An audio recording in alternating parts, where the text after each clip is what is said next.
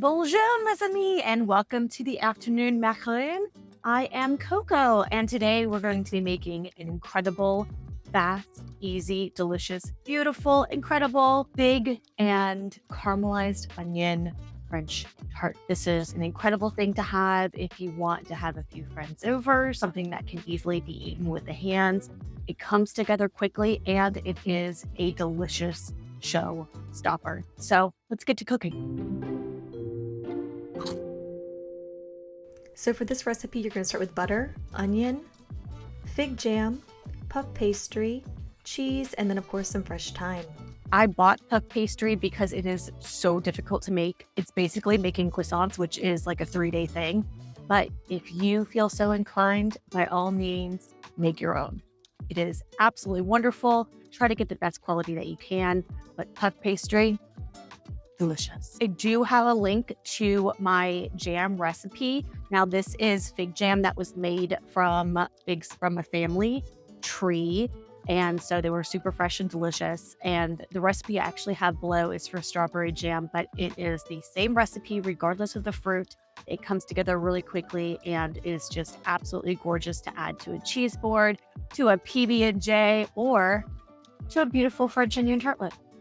So to start off, let's put our burners on medium-high, and we'll put a little bit of butter in the pan and just let that get to sizzling. We'll add in our sliced onions, a little bit of salt and pepper here if you choose, and we just want to get those nice and jammy.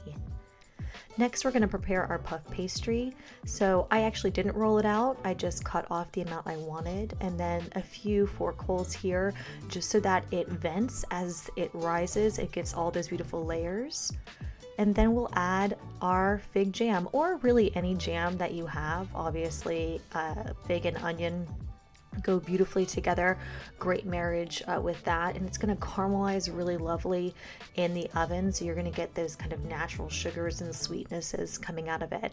You do want to try to make sure to go to the edges here and really cover the entire tartlet so that it's even when you take bites throughout. And if you're making a larger one, obviously you would want everyone's experience to be similar. Then we're going to add those jammy onions from our pan that we sweated in a little bit of butter, and just distribute those evenly over the tartlet as well. So trying to make sure we're kind of covering the same area as the jam in that. And I'm going to add a few sprigs of thyme now and a few sprigs of thyme at the end, but I want it to kind of bake with that aromatic, and then we'll add some fresh ones at the very end as well to make sure we get that beautiful color. Adding the cheese here, Gruyere or Swiss is what is used traditionally. I'm using string cheese because I had it in my refrigerator and it melts well. But to each their own, obviously. Then straight into the oven with the temperature set at about 400 degrees. You can actually see those layers start to rise and that stuff start to bubble. Then you'll know it's ready to come out. And then we are just going to do our finishing touches. Here is our beautiful tart fresh out of the oven. You will actually see it kind of decreasing there as some of the hot air is leaving it. And we're going to add a few accoutrements. I have some truffle infused honey that would be beautiful on the top of it and go really well with those flavors. But if you have hot or spicy honey, that would also work really well.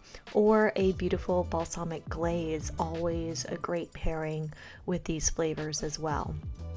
I'll choose to do the honey today. Love some truffle infused honey, absolutely gorgeous. So just dip into that, and you just want to evenly distribute that, kind of drizzling it over the tart and giving it a little bit of sheen, a little bit of umami, and then we'll add some of those fresh herbs just for the color to really bring that tart to life and give it a little bit of variety, and of course those gorgeous aromatics.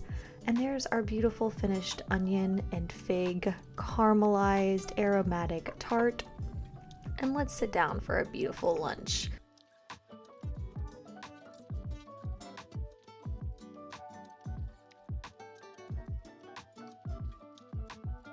It's so good. It's so good. Beautiful, simple ingredients on puff pastry. Please don't take away my French girl card for using string cheese. I completely agree that Gruyere or Swiss does taste better, but I am also a basic bitch on a budget, and that's what I had in my refrigerator because it keeps so well and they're individually wrapped. So I please don't hit me in the comments with my ridiculous use of string cheese. It's just so convenient and it still kind of melts correctly and gets the job done. I need to reapply my lipstick. Well, thank you for joining us for this week's cooking episode of the Afternoon Macaroon and Cocoa. And we'll be serving up new recipes every Tuesday and then new videos every Friday that are centered around personal healing, mental healing. We do hope to see you again, and bon appetit.